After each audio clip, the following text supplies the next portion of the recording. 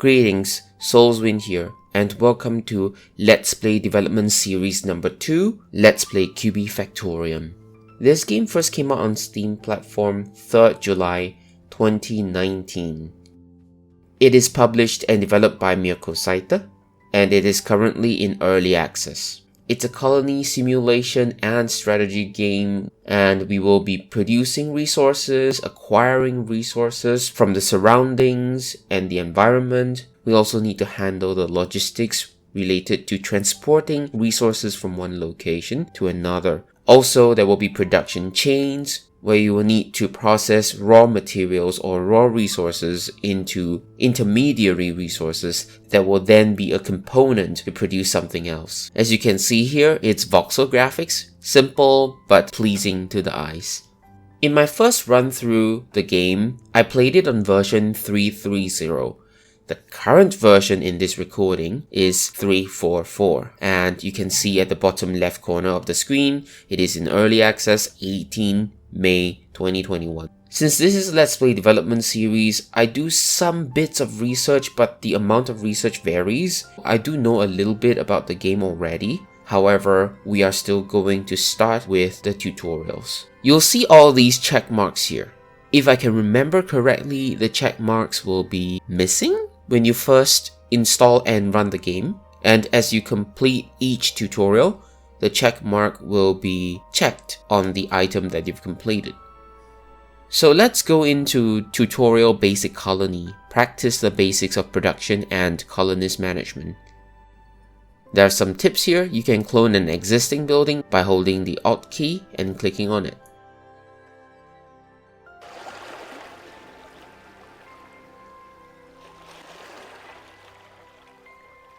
We can zoom in, and WASD key to move, zoom in and out using the mouse wheel. Click this objective to proceed. There.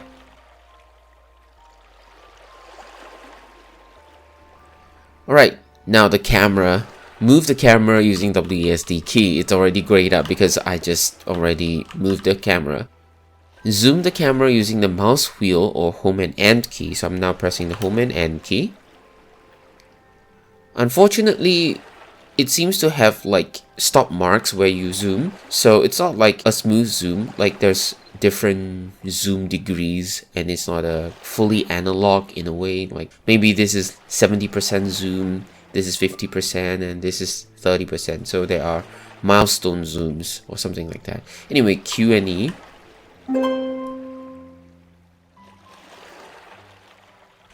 Create a stockpile zone. Oh yeah, we can hover our mouse over these items to find out more. To create a new stockpile zone, click on the stockpile zone button and drag an area on the solid ground, which is this one here.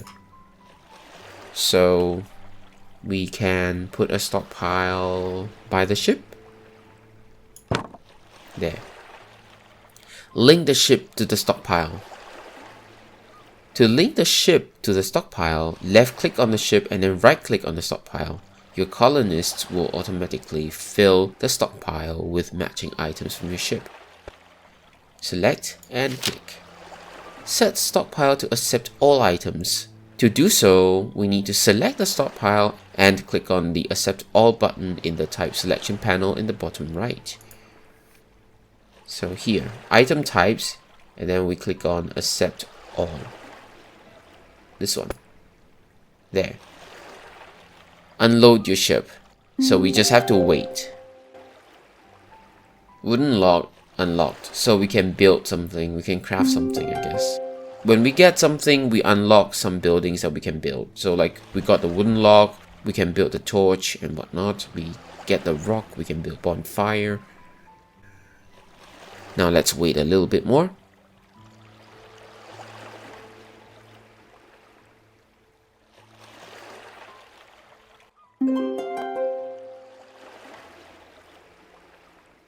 Okay, I think that's all. There, the ship is empty. Now, we can construct bonfire. Build bonfires to expand your territory and define zones. To construct a bonfire, open the build menu and switch to the miscellaneous. So open the build menu. Oh, before I even mention, actually I can. Okay, we'll just, yeah, miscellaneous here. So just build this. Right, so before I place the bonfire, you can see these little red marks on the map. That's the border of our camp. So placing this will expand the border of the camp. But we cannot place it on something, I think. Can we? Yeah. We'll have to destroy it before we can place. I clicked and yeah, we have to tear that down before we can put anything in here. You can hear that someone is trying to knock that down. Actually, can this person actually do that? That's weird. This shouldn't be reachable though. Huh, I don't think it should be reachable. Okay, anyway, we can use number to speed this up and whatnot. You can do that. Can I put it in here? Can you even put it inside there? Can you even reach it?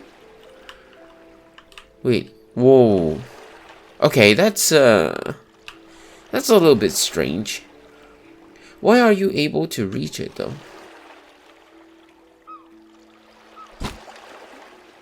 And you're building already. Okay, anyways, we should build one here just to show. Yeah, so there's a campfire in there, but we'll have to tear things down, create mining tasks. Alright, to see the campfire, let's do some mining tasks. So what do? Just click on the mine button. Yeah, and then we can drag and drop just everything. It will not affect buildings though, so don't worry about that. So we can just do this and we can speed this up. Most of the time we'll need to speed things up. So press the number key, or you can just use this here. We can use the number 2 key to speed things up a little bit. Number 1 key to return the speed to normal. I'm now using the number 2 key to speed things up.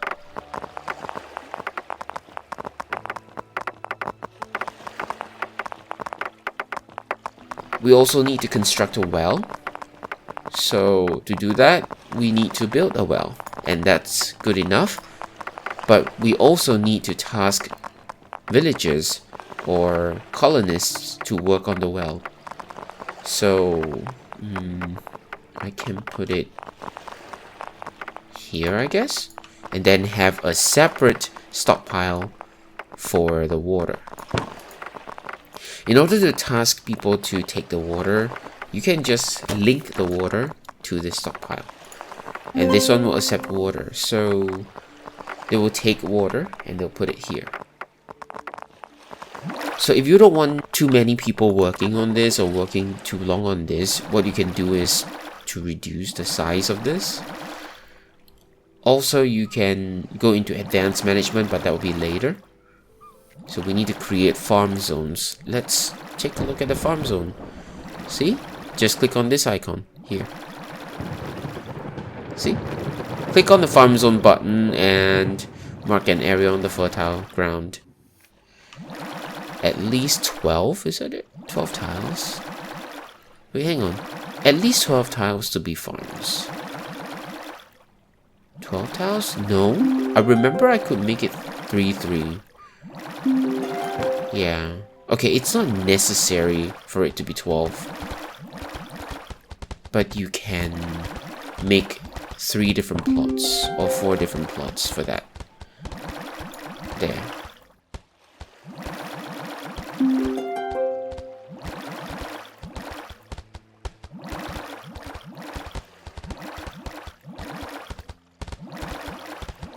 Strawberry. So what you need to do is click on this and then select what you want to plant. So click on this, select strawberry plant, create stockpile zone. We need one more stockpile zone. This is for the agriculture, why not? So we'll put it here. You can find that the water thingy is a little bit annoying, so what you can do is probably deconstruct the stockpile. That will stop people from getting more water.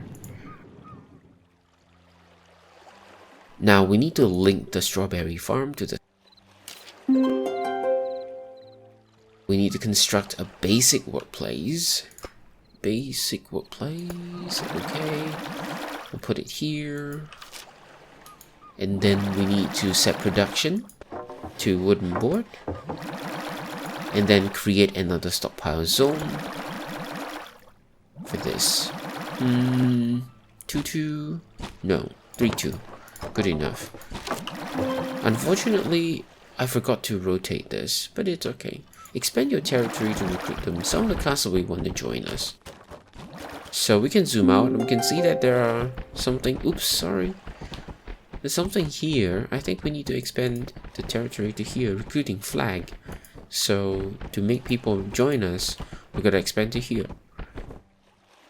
So we got to build more bonfires. We can build it here. Can we get this? Yeah, we can mine this also. But we need to expand to there first. And we can mine these as well. You can use the hotkey though. M is the hotkey for it. There's a trading hub here, but we don't really need it for now. We can talk about this later. I don't like this though. It's okay. Yeah, you can press the R key to rotate it. I forgot to rotate, but anyways, it's okay. So now it's here already. You can see that there's some female colonists here. And are there any more? Male colonists here. Yeah. So we got to expand the camp further.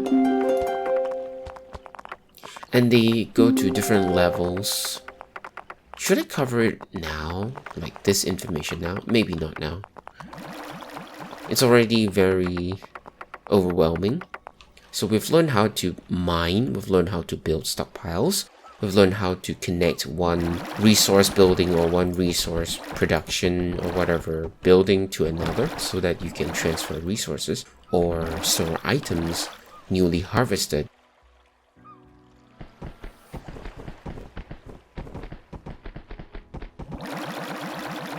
And this makes me think I should add more.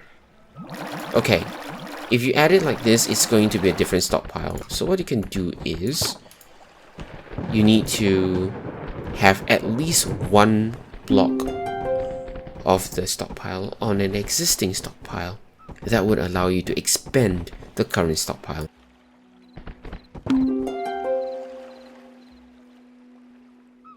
How do you know if the expansion is successful? You'll see no flags here. When I first built it, there was a flag. That is a new stockpile. But if you have an existing stockpile expanded properly, there will be no flags. All empty stockpiles will have a flag. Ooh, we're done. So we got the new colonists. And they will pick these up. Will they harvest this? Yeah, I think they can. So we can make them harvest these as well. And they'll be able to take that. Can they take this one though? I don't know. Anyways, don't worry about the food and drinks. They will not die. At least for now. Colonists will be hungry, but that probably just affects their efficiency at working. They will not die due to hunger or thirst, but they will not be happy.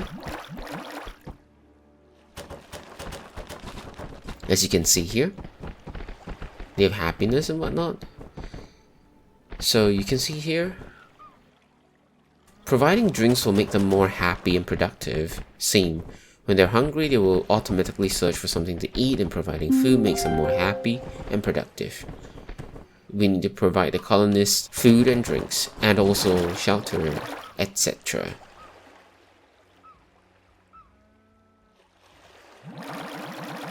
So it is possible to just clear a whole plot of land, but that's going to take up a lot of spaces on your stockpile, especially if you start with a very limited amount of space. That could be a problem. And also it will occupy your colonists because a lot of them would be gathering these resources. So you do have to balance them if you really, you want to decide what to do first. but it's generally not that bad because there's nothing that's rushing us, so we can take our time. And there's no need to continue here because this is a tutorial. The progress will not be useful once we leave this place. Of course, for this present here, you can set up the mining to harvest the present, and you get the items in here. Random selection of goods. Yeah. Mine for these three. So I think all these three, one each, will be within the present.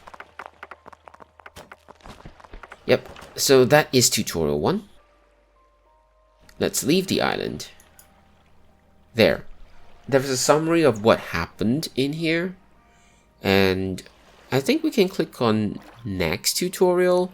But I think that's all for one episode. So we're going back to the main menu. So let's do that. Maybe in the next episode we can go on to tutorial 2. So since this is the first episode, I'm not gonna make the episode too long so I can have a rough idea of how lengthy this episode should be. And we have tutorial 1 and a little brief introduction of the game. The music is really soothing, but maybe we'll have to adjust the sound effects and whatnot. And that should be reflected in the next episode. Right, so far the game's been good. I'm looking forward to tutorial 2. For me, I think it's there's a lot of possibilities we can explore, and what was shown in tutorial 1 was just the bare minimum that that the game offers. There's a lot more that we will see in the coming tutorials that really expands on the logistics capabilities in this game. There's so many ways to transport resources and materials around. But otherwise, thank you for watching. I'll see you next episode. That's all I have for now. Have a nice day.